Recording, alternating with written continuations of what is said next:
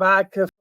Yeah, cool. I was going to do a video on the downsides of burnout, but I thought when I was thinking about it, there's actually been a lot of pros to burnout as well. Obviously, you have to look at stuff with a slightly silver lining approach, but when I think about it a little bit deeper, I'm like, actually, there has been a lot of pros that have come out of burnout. So we'll start with the cons. I guess the amount of time, I did a video on it before, but the amount of time I've spent in bed, wiped out, has significantly impacted my income, or had done. I'm about 3 months without any full burnout bed days, as I used to have. So I think I added up, it was like a 90,000, based on what I was currently earning, it was around 90 grand in total over the 2 years, something along those lines. Don't quote me on it, but it's just a bit of a way to show the amount of time and finances lost. So obviously that's a lot of money. The time in bed obviously is a lot of wasted time. It's a huge part of my year and my life, which is obviously not ideal. As well as that is the gradual sort of compound effect of just getting up and being like active every day, whether that's in the gym, at work, in life, with friendships, relationships, whatever. Like not being able to be consistent in that respect has taken a big toll as well. So, you know, you get a few steps forward and then bam, you get brought right back. And that's what was happening. It was almost like 5 steps forward throughout the week, 2 steps backwards on the weekend. And then Monday would come and I'd just go back at it because I just spent 2 days fried in bed. And like I said, it's been almost 2 years now since I've been like first noticing the signs. And in terms of other negatives, like the back of my head gets really inflamed. I think it's the vagus nerve from what I know. So what happens is that gets really inflamed and then I can't really talk to people. I can't really like do anything that I can't do. Like at some points it was so bad where I would feel this pain in the back of my head and I'd have to literally go straight to bed, boom, lights out, see you in 6 hours. And these aren't naps. These are like deep recovery sleeps. Like these aren't naps. So that was another thing that wasn't ideal. I still get it a bit now. Like I've had it a bit this week and I can notice it and I can then do the things that I know I need to do to actually prevent it and to calm it down. So yeah, it's almost like a vagus nerve flare-up that happens more often than I would like it to. What other downsides have there been? I guess that's like the main few really is the stress, the lost finances, the lost time, the lost consistency, and just like the overall sort of lack of understanding about what was going on in my life and what I was doing to actually contribute to that were probably all of the downsides. And when I look back at them, I'm like, all right, cool, whatever. Like we're almost through it. Obviously, I think close to 2 years of burnout, probably going to be close to 2 years of like recovering from it before I'm back in business. That's my guesstimation. So for me, the pros of it have been like pretty substantial, really. First of all, I have learned a lot about myself, my body, my mind, my spirituality, which I think has been one of the defining factors to help shift the burnout, is how I'm thinking about life and how I'm thinking about things and my future and where I want to go. But the first one would probably be, one, the pro is I know that I can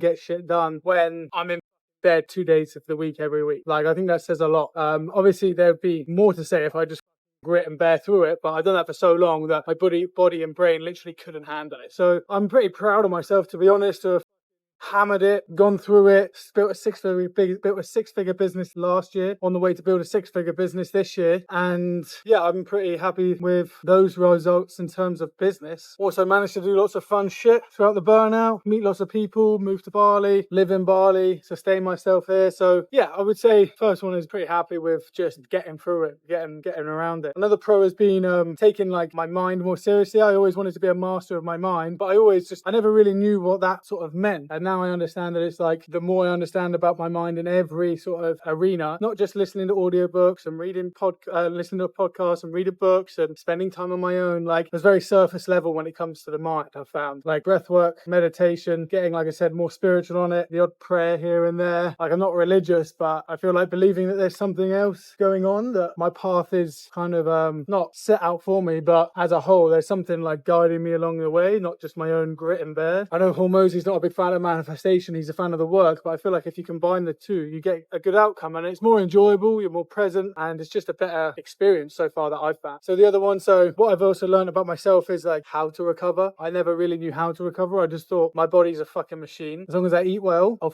get through it. So I was abusing coffee, abusing cigarettes, abusing my sleep, abusing like my physical self. So now, this is another downside. Sorry to jump back. Another downside is I can't train very hard at all. So I'm going in the gym, I'm doing the like light pumps, I'm doing high reps, I'm doing slow reps. So just then I did upright row on the Smith machine for like rear delt and a bit of trap. Then I did push-ups on the bar at the bottom. Then I did bicep curls, pretty light. I did 3 rounds of that, and then I did some shoulder press as well, seated. Again, super light, and then some more tricep extension. So 5 exercises, maybe 15 to 20 reps each. Super light. I'm just getting a pump. And I've trained like that for a long time, but when I used to train before, I could go savage mode. When I was squatting, I was doing like 110, 120 German volume training. So that's 10 sets, 10 reps and deep squats. If you ever seen me squat properly, I squat deep and controlled. My legs, they're not the biggest, but they're very strong. And what I found was that obviously impacts your nervous system heavily, training like that. And that's what I used to do. Just go heavy. A lot of my training would be maybe like a couple weeks real heavy, 3 to 5 reps, and just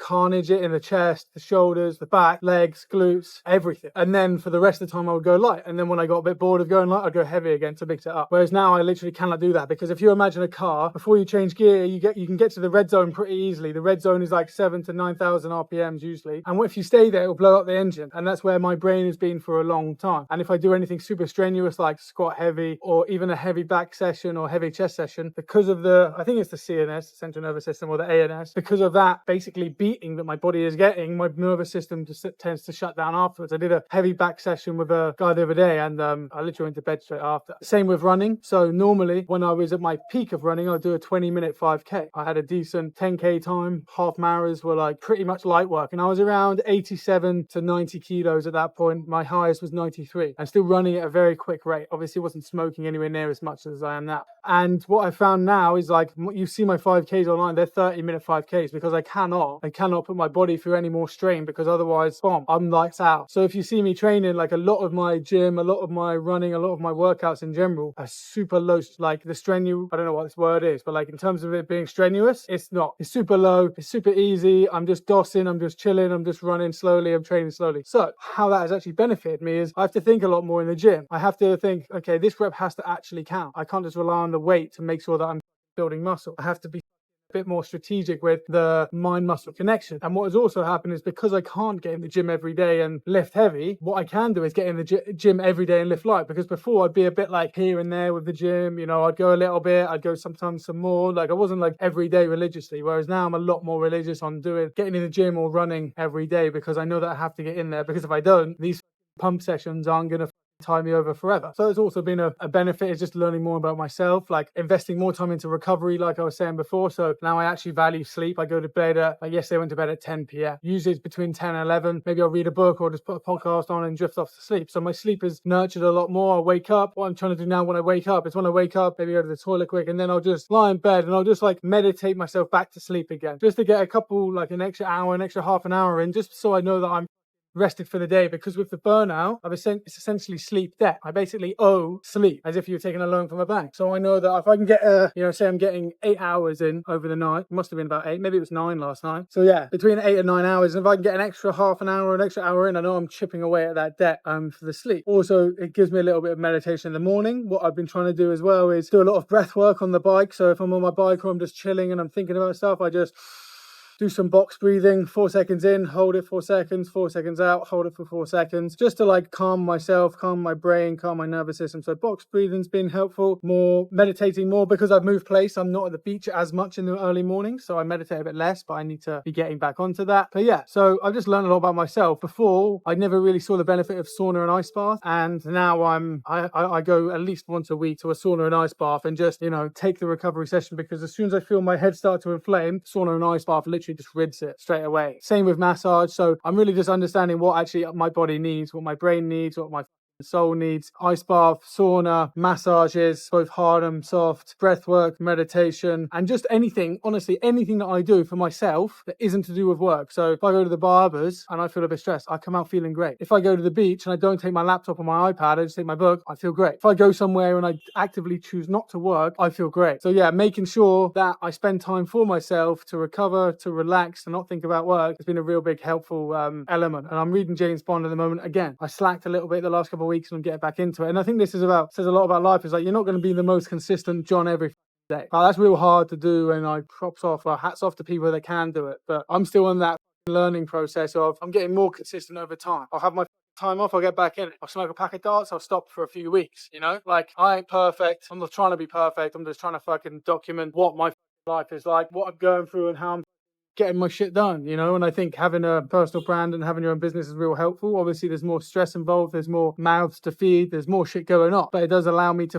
take time when I need it. It allows me to build a team when I need it. It allows me just to enjoy myself while I'm doing it. So the last thing really for me that's been a pro is I know that from having the burnout that maybe my purpose was misaligned before. Like I wasn't really doing what I should be doing. And for me, I know that what I should be doing is on the ocean, around boats and around probably free diving. I've had to pick one thing. But I know that I love surfing. I don't love surf, and I don't surf enough. So I need to get around more people that surf. So really, I know that my purpose in life is to make water sports based content, teach people how to sell and help them to live a good life, because that's all I've been trying to do for myself for the past 10 years. I've got a lot of background in water sports and tuition, so it all kind of makes sense in sales, obviously. So yeah, I feel like once you sort of define your purpose and you can work towards it. I know I shout about money all the time. I want to make $1 million a year, I want to make $1 million a month. I really don't care about the finances. I just want to be able to fund the life that I want to live with the people that I want to live it with, and do the sports that fill me up. Because I think the whole game is about filling up your own cup, especially with burnout. You've essentially got nothing left of your own cup, and you'll fucking you burn the candle at both ends so much that there's nothing left. You know, you haven't even got a wick left. So yeah, if anyone's struggling with burnout, like those are the things that I would definitely recommend to do. Just try and work out your purpose. I can do a purpose doc, so if you want to see it, I'll link it here. I've got a define your purpose document resource. Do more mindfulness, meditate, read a book, breath work, go free diving, you know, do something that's going to stop you from working for a minute, and make sure you take time off. I've committed to taking weekends off now, Saturday, Sunday. Obviously I still post and I still do a little bits here and there, but I'm not doing deep work. And then yeah, find a team that can support you. Make sure you're doing something that you love and you care about and gives you energy, and that's about it. So yeah, the pros and cons of burnout, it's not all bad. Everything can have a silver lining if you wish it to. And yeah, keep grafting. If you're in the burnout stage, then I would say you're on the right track, because you can obviously work hard, and now it's just about optimizing it so that you don't have to work as hard in the business. You can bring yourself out of the business, get people to help you to do what you need to do, and then keep hustling. But yeah, there's no one road for everyone, and I know that everyone is different, everyone lives a different life, but keep grinding. Anything is possible. One of my favorite lines is you can do anything, but you can't do everything. So make sure you just pick one thing and run it. I spent a long time not picking one thing, and that's why I'm 30 and just getting going. So yeah, much love, pleasure, have a good one. Bye for now. Ciao, ciao.